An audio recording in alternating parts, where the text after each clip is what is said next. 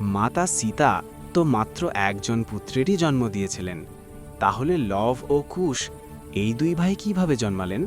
একদিন মাতা সীতা কিছু কাঠ সংগ্রহ করার জন্য বনে যাচ্ছিলেন।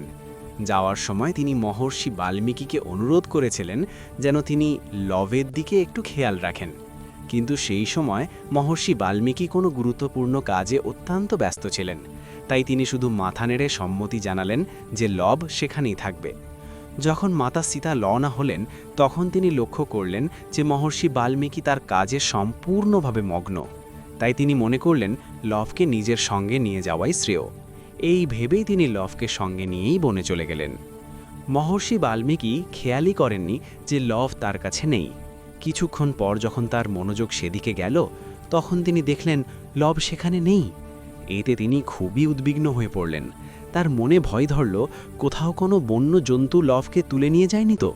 তিনি ভাবতে লাগলেন, যখন মাতা সীতা বন থেকে ফিরে আসবেন তখন তিনি তাকে কী উত্তর দেবেন।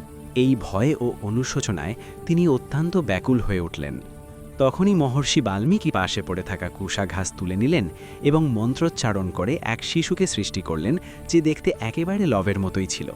কিছুক্ষণ পরে মাতা সীতা বন থেকে ফিরে এসে দেখলেন তার কোলে লব আগেই উপস্থিত। এটি দেখে মহর্ষি বাল্মীকি অত্যন্ত বিস্মিত হলেন। কিন্তু মাতা সীতা সেই দ্বিতীয় শিশুটিকে দেখে অত্যন্ত আনন্দিত হলেন, কারণ সেই শিশুটি কুশা ঘাস থেকে উৎপন্ন হয়েছিল। সেই কারণেই তার নাম রাখা হলো কুশ।